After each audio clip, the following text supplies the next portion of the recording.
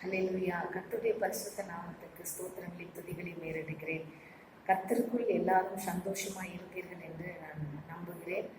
இந்த மாதத்துல கூட ஆண்டவர் நம்மை வழிநடத்துகிற தேவனாயிருந்து நமக்கு வாக்குத்தத்தங்களை கொடுத்து நடத்துகிற தேவனாய் இருக்கிறார். இந்த மாதத்தின் வாக்குத்தத்தை நாம் தியானிக்கலாம். இந்த வாக்குத்தத்தை தியானிக்கிறதுக்கு முன்பாக ஒரு சில நிமிடங்கள் கண்களை மூடி நாம் செபிக்கலாம். பரிசுத்த ஆவியானவரை எங்கள் மத்தியில நீர் வரும்படி நான் செபிக்கிறேன். ஆவியானவர் தாமே நீர் கொடுத்த இந்த வாக்குகளை ஆண்டவரே எங்கள் வாழ்க்கையில ஆமென்றும் ஆமென் என்றும் நிறைவேற்றி முடிப்பீராக என்று நான் செபிக்கிறேன். இந்த வாக்குத்தத்தங்களை பெற்றுக்கொள்ளும் அளவும் எங்களுக்கு ஞானத்தையும் பொறுமையும் விசுவாசத்தையும் அளவில்லாமல் தந்து ஒவ்வொருவரையும் ஆசீர்வதிக்கும்படி நான் செபிக்கிறேன். இயேசு கிறிஸ்துவின் நாமத்தில் நான் செபிக்கிறேன். நல்ல பிதாவே, இந்த ஜூலை மாதம் கர்த்தர் நமக்கு கொடுத்த வாக்குத்தத்த வார்த்தையாவது யாத்திராகமம் 6ஆம் அதிகாரம் 7வது வசனத்தை ஆண்டவர் நம்மோடு கூட பேசுகிறார். உங்களை எனக்கு ஜனங்களாக சேர்த்து கொண்டு உங்களுக்கு தேவனாய் இருப்பேன். உங்கள் மேல் எகிப்தியர் சுமத்தின சுமைகளை நீக்கி உங்களை விடுவிக்கிற உங்கள் தேவனாகிய கர்த்தர் நான் என்று அறிவீர்கள். ஆண்டவர் இந்த மாதம் நமக்கு சொல்லுகிற வார்த்தை, உங்கள் மேல் எகிப்தியர் சுமத்தின சுமைகளை நீக்கி உங்களை விடுவிக்கிற உங்கள் தேவனாகிய கர்த்தர் நான் என்று அறிவீர்கள். ஆமென், அல்லேலூயா. எகிப்தியர் சுமத்தின சுமைகளை நீக்குகிறவராக இந்த மாதத்துல கர்த்தர் நமக்கு இருக்கிறாராம். உண்மையில இந்த சுமைகளை ஆண்டவர் நீக்குகிறாராம். அது எப்படிப்பட்ட சுமையா இருந்தாலும் இந்த மாதம் உன்மேல சுமையை நீக்கி உன்னை விடுவிக்கிற தேவனாக கர்த்தர் இருக்கிறேன் என்று அவர் உனக்கு வாக்கு பண்ணுகிறார். நம் அனைவருக்கும் அவர் அப்படியாகவே வாக்கு பண்ணுகிறார். எகிப்தியரின் சுமை என்று நீங்க பார்த்தீங்க அப்படின்னா அது மிகவும் கொடுமையான சுமையா இருந்தது. எகிப்தியர் இஸ்ரவேல் ஜனங்களை அடிமைத்தனத்தில் நடத்தினார்கள். அடிமைத்தனம் என்ற நுகத்தை அவர்கள் மேல் வைத்து அவர்களை அனுதினமும் பாதித்துக் கொண்டிருந்தார்கள். அப்படிப்பட்ட அடிமைத்தனம் என்ற நுகத்தை, அடிமைத்தனத்தை விட்டு எகிப்தியரின் கையில் இருந்த அந்த அடிமைத்தன நுகத்தை இஸ்ரவேல் ஜனங்களுடைய தோள்களில் இருந்து கர்த்தர் நீக்கினவராக காணப்படுகிறார். அதே தேவன் இந்த மாதம் நமக்கு வாக்கு பண்ணுகிறார். நிச்சயமாகவே உங்கள் மேல் இருக்கிற எகிப்தியனின் சுமையையும் ஆண்டவர் நீக்கி போடுகிறவராய் இருக்கிறார். யாத்திராகமம் 1ஆம் அதிகாரம் 14வது வசனத்தை வாசிக்கிறேன். எகிப்தியர் எப்படிப்பட்ட சுமைகளை இஸ்ரவேல் ஜனங்களுக்கு வைத்திருந்தார்கள் என்று பார்த்தால், எகிப்தியர் இஸ்ரவேல் புத்திரரை கொடுமையாக வேலை வாங்கினார்கள். சாந்தும் செங்கலும் ஆகிய இவைகளை செய்யும் வேலையினாலும் வயலில் செய்யும் சகலவித வேலைகளினாலும் அவர்கள் ஜீவனை கசப்பாக்கினார்கள். கொடுமையாக வேலை வாங்கினார்களாம். அது மாத்திரமல்ல, எதற்கு இந்த ஜீவன் என்று கசந்து போகிற அளவுக்கு அவர்கள் கொடுமையும் அந்த பாரத்தையும் எகிப்தியனால் இஸ்ரவேல் ஜனங்கள் சுமந்து கொண்டிருந்தார்களாம். அவர்களை கொண்டு செய்த மற்ற எல்லா வேலைகளிலும் அவர்களை கொடுமையாய் நடத்தினார்கள். இன்னும் இவ்வளோ ஒரு கொடுமை, இவ்வளவு ஒரு மனுஷனால் தாங்க முடியாத வேதனைகளையும் வலிகளையும் வைத்து அவனை ஒடுக்கி அவனுடைய ஜீவனை வாழ்வை கசப்பாக்கும்படியாக எகிப்தியன் இஸ்ரவேல் மேல இப்படிப்பட்ட சுமைகளை வைத்திருந்தானாம். இன்றைக்கு கூட எகிப்தியன் என்று நீங்க பார்த்தீங்களானால் எகிப்து பட்டணம் எப்படி நிறைந்திருந்தது அப்படின்னா விக்கிரகங்களால் நிறைந்திருந்தது. மந்திரங்கள்னாலும் செய்வினைகள், மந்திரங்கள், மாய்மானங்கள், அநேக விக்கிரக ஆராதனைகள், இதையெல்லாம் நிறைந்த ஒரு பட்டணமாக தான் எகிப்து இருந்தது. அப்படிப்பட்ட காரியங்கள் நிறைந்த அந்த பார்வோன், அந்த அந்த காரியங்களுக்கெல்லாம் தலைவனாக பார்வோன் இருக்கிறான். அந்த எகிப்து தேசத்துக்கு ராஜாவாக அந்த இடத்துல பார்வோன் இருக்கிறான்.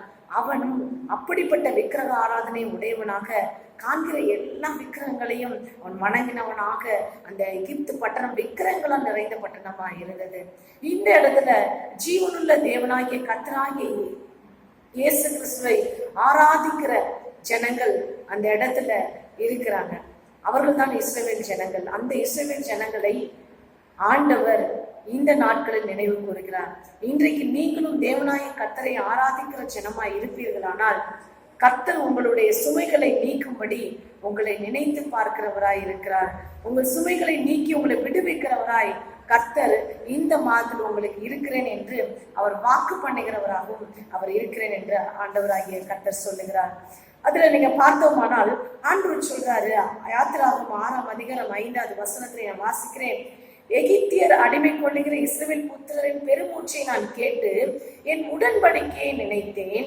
ஆதலால் இஸ்ரவேல் புத்திரரை நோக்கி, நானே கர்த்தர், உங்கள் மேல் எகிப்தின் சுமத்தின சுமைகளை நீக்கி நான் உங்களை விடுவித்து உங்களை அவர்கள் அடிமைத்தனத்துக்கு நீங்களாக்கி ஓங்கிய கையினாலும் மகா தண்டனைகளினாலும் உங்களை மீட்டு உங்களை எனக்கு ஜனங்களாக சேர்த்து கொண்டு உங்கள் தேவனாய் இருப்பேன். ஆமென், அல்லேலூயா. இந்த இடத்துல பாத்தீங்கன்னா ஆண்டவர் சொல்லுகிறார், உங்களுடைய பெருமூச்சின் ஜபத்தை ஆண்டவர் கேட்கிறாராம். அவர் உங்களை விடுதலை பண்ணுகிறவராய் இருக்கிறேன் என்று ஆண்டவர் சொல்லுகிறார். உங்கள் மேல இருக்கிற அந்த எகிப்தியர் கொடுத்த சுமையின் நிமித்தம் உங்களுக்கு உண்டான கசப்பான அனுபவங்களை நீக்கி உங்களை விடுவிக்கும்படி ஆண்டவர் நினைக்கிறேன் என்று சொல்லுகிறார். ஆண்டவர் இன்னைக்கு உங்களை நினைத்து பார்க்கிறவராய் இருக்கிறார். இந்த சுமை நீங்கும்படி, இந்த எகிப்தியன் என்ற கொடுமையான ஒரு பலவந்தனுடைய ஒரு சுமை நீங்கும்படி, இந்த எகிப்தியன் கையில் இஸ்ரவேல் ஜனங்கள் கொடுமை அனுபவிக்க காரணம் என்னவென்று பார்த்தோமானால், அவர்கள் கர்த்தரை புறக்கணித்து தனக்கென்று ஒரு விக்கிரகங்களை செய்து கொண்டார்கள். தனக்கென்று தனக்கு தோன்றுகிற உருவங்களை தெய்வங்களாக அவர்கள் உருவமைத்து வடிவமைத்து வணங்க ஆரம்பித்து விட்டார்கள். அது நிமித்தம் 400 வருஷம் அவர்கள் எல்லாம் கர்த்தருடைய ஜனங்கள், மெய்யான கர்த்தரை வணங்கின ஜனங்கள் எகிப்தியன் என்ற கொடுமையான ஒரு ராஜாவுடைய அரசாங்கத்திற்குள்ள அவர்கள் கொடுமையும் அடிமைத்தனத்தையும் அனுபவித்தார்கள். இன்றைக்கு கர்த்தரை மறந்து வேறொன்றை தெய்வமாக உருவாக்கும் போது இப்படிப்பட்ட அடிமைத்தனத்திற்குள்ள கர்த்தருடைய ஜனங்கள் தள்ளப்படுகிறார்கள்.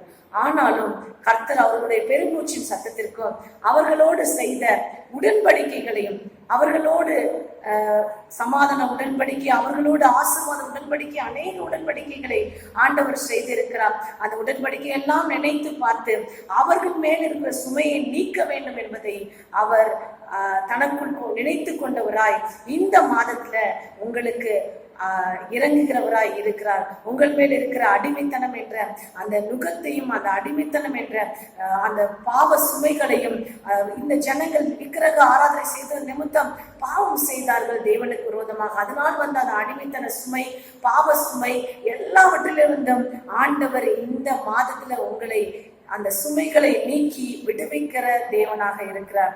எப்படி விடுவிக்கிறார் என்று நீங்க பார்த்தீர்களானால், அவருடைய பலத்த கரத்தினால், அதுவும் யாத்திராகத்துல அவர் சொல்லியிருக்கிறார், அவருடைய பலத்த கரத்தினாலும் ஓங்கிய பிரியத்தினாலும் ஆண்டவர் உங்களை விடுதலையாக்க அவர் சித்தமுள்ளவராய் இருக்கிறார். யாத்திராகம் 1ஆம் அதிகாரம், யாத்திராகம் 6ஆம் அதிகாரம் 1வது வசனத்தை வாசிக்கிறேன். அப்பொழுது கர்த்தர் மோசேயை நோக்கி, நான் பார்வோனுக்கு செய்வதை இப்பொழுது காண்பாய். பலத்த கையை கொண்டு அவர்களை போக விட்டு பலத்த கையை கொண்டு அவர்களை தன் தேசத்திலிருந்து துரத்து விடுவான். அப்படின்னா தன்னுடைய பலத்த கரத்து நிமித்தம் ஆண்டவருடைய பலத்த கரம், ஸ்ட்ராங்கான ஒரு பவர்ஃபுல் ஹேண்ட் ஆண்டவருக்கு உண்டு. அவருடைய அந்த பலத்த கரத்தினால இந்த வேதனைகளை தூக்கி சுமக்க முடியவில்லை, இதை யார் தள்ளுவார், யாருடைய கரம் இதை நீக்கி போடும் என்று நீங்க நினைத்து கொண்டு இருப்பீங்கன்னா, இன்றைக்கு ஆண்டவர் சொல்லுகிறார், அவருடைய பலத்த கரத்தினால உங்க மேல இருக்கிற சுமையை இந்த மாதிரி ஆண்டவர் நீக்கி போடுகிறார். உங்க மேல இருக்கிற அந்த பாவ சுமைகளை ஆண்டவர் நீக்கி போகிறார். அடிமைத்தனம் என்ற சுமையை ஆண்டவர் நீக்கி போடுகிறார். அசிரியன் என்ற ராஜா உங்களை ஒடுக்கி, அசிரியன் என்று நீங்க பாத்தீங்கன்னா மிகவும் படைபலம் உள்ளவனாக இருக்கிறார். அந்த அசிரிய படைகள் மிகவும் படைபலம் உள்ள, ரொம்ப அதிகமான பலங்கள் உள்ள ஒரு அசிரிய ராஜா இஸ்ரவேல் ஜனத்தை ஒடுக்கினான். இஸ்ரவேல் ஜனத்தை ஒடுக்கும்படி அவன் அதிகாரம் பெற்றிருந்தால் கூட அந்த இடத்துல ஏன் அவனுக்கு அதிகாரம் கொடுக்கப்பட்டது? நீங்க ஒரு விஷயம் நம்ம வாசிக்கலாம். ஏசாயா 10வது அதிகாரத்தை நாம் எடுத்து வாசிக்கலாம். சில நேரம் ஜனங்களை இந்த மாதிரி அசிரியன் என்ற ராஜா கீழோ, பார்வோன் கீழோ தேவன் விட்டுவிட சில காரணங்கள் இருக்கும். ஆனால் தேவன் தன்னுடைய ஜனத்தை அழிக்க நினைத்ததே இல்லை. அவர்கள் மனம் திரும்பவே கர்த்தர் நினைக்கிறவராய் இருக்கிறார். இந்த அசிரியன் கையில இஸ்ரவேல் ஜனங்கள் ஒரு காலத்துல அவர்கள் அடிமைத்தனத்துக்குள்ள அவர்கள் பாடு அனுபவித்தார்கள். அதற்கு காரணம் என்ன என்று நீங்க பாத்தீங்கன்னா, அவபக்தியான ஜனங்களுக்கு விரோதமாய் நான் அவனை அனுப்பி, அதாவது அசிரியன் படையை அவபக்தியாய் நடந்துகிட்டாங்களாம். பக்தி இல்லாமல், கர்த்தர் மேல நம்பிக்கை இல்லாமல் நடந்த ஜனங்களுக்கு, இஸ்ரவேல் ஜனங்களுக்கு அசிரியனை மேற்கொள்ளும்படி ஆண்டவர் அனுமதித்தாராம். ஆனால் எல்லா ஆண்டவர் சொல்லியிருக்கார், என்ன சொல்லியிருக்கார் என்று நீங்க பாத்தீங்க அப்படின்னா, அவபக்தியான ஜனங்களுக்கு விரோதமாய் நான் அவனை அனுப்பி எனக்கு கோபமூட்டின ஜனத்தை கொள்ளையிடவும் சூறையாடவும் அதை வீதியின் சேற்றை போல் மிதித்து போடவும் அவனுக்கு கட்டளை கொடுப்பேன். இப்படிதான் ஆண்டவர் கொள்ளையிடவும் சூறையாடவும் உழைப்புகளை எல்லாம் தன்னுடைய கருத்து சுயபலத்தை நம்பாமல் கர்த்தரையை நம்ப வேண்டும் என்பதற்காக சில ஆசிரியர்களை ஆண்டவர் அனுப்பி இருக்கலாம். ஆனாலும் ஆண்டவர் இதே அதிகாரத்துல, அதே எஸ்ஐயா 10ஆம் அதிகாரம் 6ஆம் வசனத்துல ஆண்டவர் கொள்ளையிட தான் நான் அனுப்பினேன். ஆனா அவனோ அப்படி எண்ணுகிறது இல்லை. அசிரியன் அப்படி நினைக்காம அவன் இருதயம் அப்படிப்பட்டதை நினைக்கிறதும் இல்லை. அநேகம் சாதிகளை அழிக்கவும் சங்கரிக்குமே தன் மனதில் நினைவு கொள்ளுகிறான். என்னுடைய ஜனத்தை அழிக்க அவன் அதிகாரத்தை எடுத்துக்கொண்டான். அதனால நான் என்ன செய்வேன் என்று ஆண்டவர் சொல்லுகிறார் என்று பார்த்தோம்னா, 25வது வசனத்தை நான் வாசிக்கிறேன். 24, 25 வாசிக்கிறேன். ஆகையால் சீயோனில் வாசமாய் இருக்கிற என் ஜனமே, அசிரியனுக்கு பயப்படாதே. அவன் உன்னை கோலால் அடித்து எகிப்தியரை போல் தன் தண்டாயுதத்தை உன்மேல் ஓங்குவான். ஆனாலும் இன்னும் கொஞ்ச காலத்துக்குள் என் உக்கிரம் அவர்களை சங்கரிக்க போகிறதுனால் என் கோபம் தீர்ந்து போகும் என்று சேனைகளின் கர்த்தராகிய ஆண்டவர் சொல்லுகிறார். ஆமென், அல்லேலூயா. இப்படி அவன் உன்னை அழிக்க நினைத்தது நிமித்தம் என் கோபத்திற்கு அவன் ஆளானான் என்று கர்த்தர் இந்த இடத்துல சொல்லுகிறார். கர்த்தர் இடத்துல நமக்கு இஸ்ரவேல் ஜனம், சியோன் ஜனத்திற்கு, கர்த்தரை நம்பி இருக்கிற ஜனத்திற்கு ஆண்டவர் திரும்பமாக இறங்குகிறவராய் காணப்படுகிறார்.